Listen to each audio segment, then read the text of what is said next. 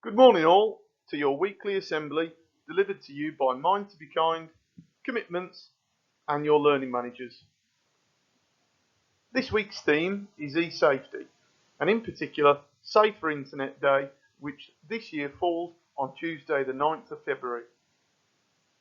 During these current times, the internet again demonstrates what a fantastic resource it is for the modern world. A great example of that is how effective online learning has proved to be during lockdown.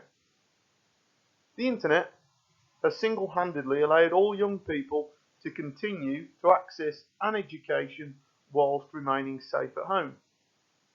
It is also proving valuable in keeping young people connected.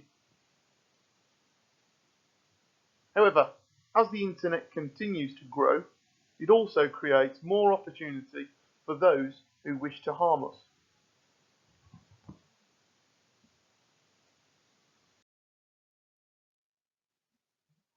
I'd like to focus in on social media and games. Screen time on both of these platforms has increased dramatically with young people being at home. However, when you create your account, you need to be aware of all the personal information you are putting out into the world. This information can be used in a number of ways that can be dangerous. It isn't just your information that can be harmful.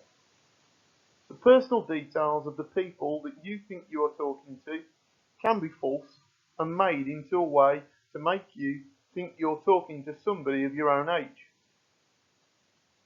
All recognised social media platforms have security and privacy functions, so the best advice is to only ever accept requests of people you know, and if you're unsure, use the block and report functions. Always ensure your privacy is set to the maximum to stop any unwanted people looking at your profile.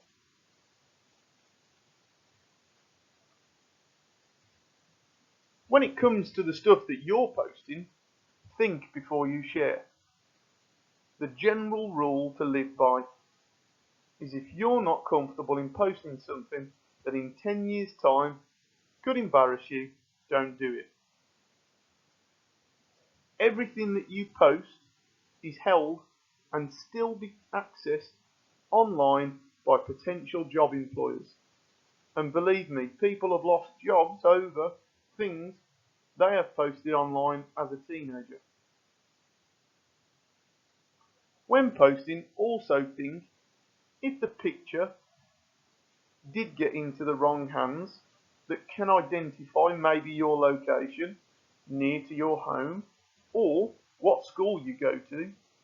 If so, don't post it. As well as social media, games are harder to manage and police. By accepting a request to play and chat with somebody online that you don't know, you're allowing them to access lots of personal information that no matter how nice they may seem to start with, could be used against you. An example of this is cyberbullying. If you don't know them, do not accept them. A new app we have also become aware of is the Face app.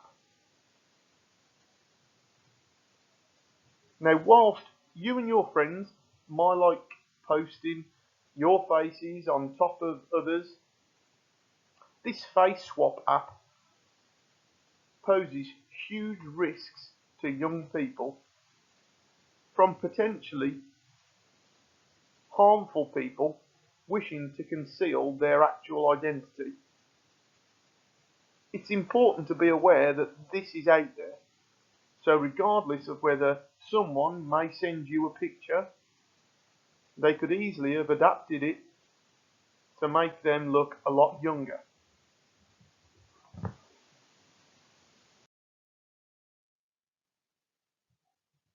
You will continue to use the internet in a safe and effective way.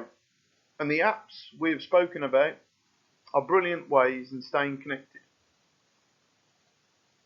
As well as your family, friends and school, there are lots of ways to access support. There are several websites on the screen now that you and your family can access free of charge to better understand e-safety. And if you have any concerns, please use them. Some final hints and tips from me in regards to a lot of the information and potentially fake news that you may see online. Always question the source of where it's come from. Is it a fact or is it an opinion? Is something too good to be true? Maybe somebody's trying to sell something or influence you. Is it too good to be true? It often is. Finally, always talk through with your friends and family any issues or concerns. The school is always there for your support. Thank you and stay safe.